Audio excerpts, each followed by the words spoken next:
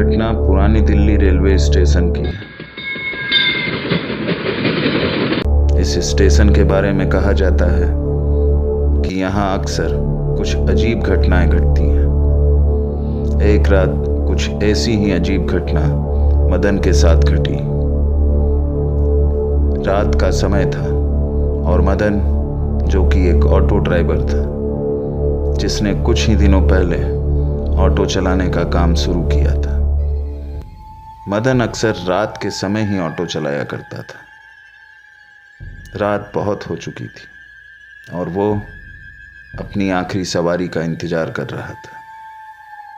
ठंड का समय था, चारों तरफ कोहरा ही कोहरा दिखाई दे रहा था और तेज ठंडी हवाएं बह रही थी।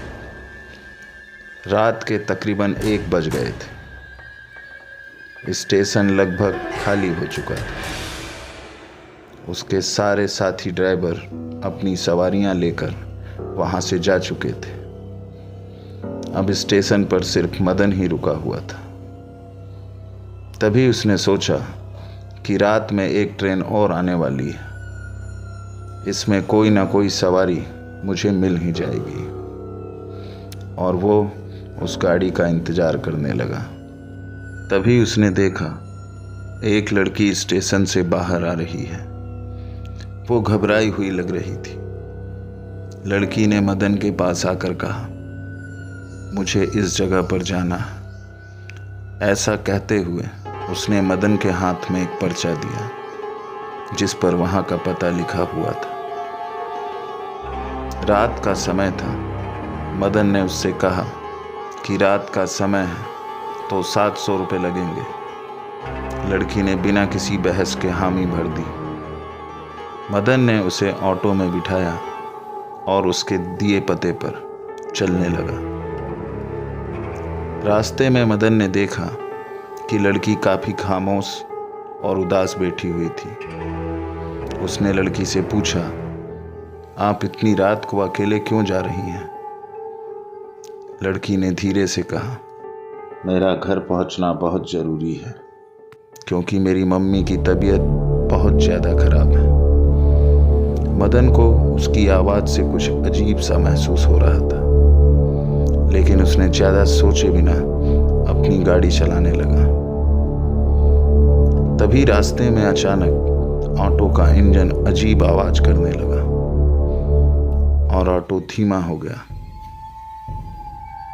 तभी मदन ने ऑटो को रोक दिया और इंजन चेक करने लगा। तभी मदन ने देखा जहां गाड़ी रुकी हुई थी वहां एक कब्रिस्तान था। मदन को अब बहुत डर लगने लगा था। तभी अचानक वहां कुत्तों के रोने की आवाज़ सुनाई देने लगी। हवा तेज चलने लगी। इतने में ही लड़की ने कहा, भाई जरा जल्दी करो, मुझे डर लग रहा है यहाँ। तभी मैंने कहा, हाँ मैडम, बस हो गया।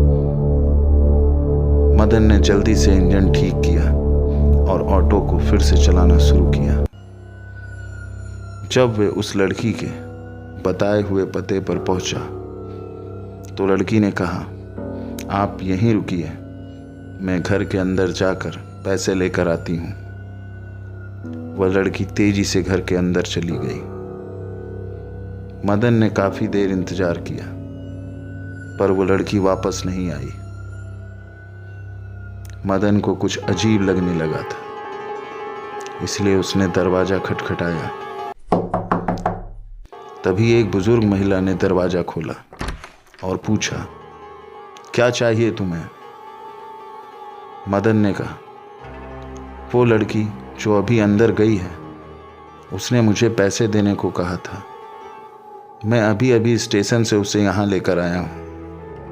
तभी उस बुजुर्ग महिला ने कहा, यहाँ कोई लड़की नहीं रहती, यहाँ सिर्फ मैं और मेरे पति ही रहते हैं। तभी मदन की नज़र सामने के दीवार पर टंगी तस्वीर पर पड़ी। मदन ने कहा, वो देखिए जिनकी तस्वीर लगी है, मैं उन्हीं मैडम की बात कर रहा हूँ। उन्हें बुला दीजिए, मैं पैसे लेकर चले जाऊंगा। बुजुर्ग महिला का चेहरा अब डर से सफ़ेद हो चुका था। उसने कहा, वो लड़की को तो मरे हुए 1 महीना होने जा रहा है। पिछले रेल हादसे में वो मर चुकी है। मदन का दिल जोर जोर से धड़कने लगा। मदन बुरी तरह डर चुका था। बुजुर्ग महिला ने इतना कहकर अपने घर का दरवाजा बंद कर लिया। तभी मदन अपने ऑटो की तरफ भागता हुआ गया। उसका दिल तेजी से धड़क रहा था और उसे समझ में नहीं आ रहा था कि उसने किसको देखा था। उस रात के बाद मदन ने कभी रात में सवारी नहीं उठाई। वह हमेशा सोचता रहा कि वह लड़की कौन थी। यह घटना उसके दिलो दिमाग में बुरी तरह जम चुकी थी। दोस्तों, ये कहानी आपको कैसी लगी हमें कमेंट्स करके ज़रूर बताएं। अगर कहानी अच्छी लगी हो तो चैनल को लाइक करें, सब्सक्राइब करें, साथ ही में बेल आइकन दबाना ना भूलें। धन्यवाद।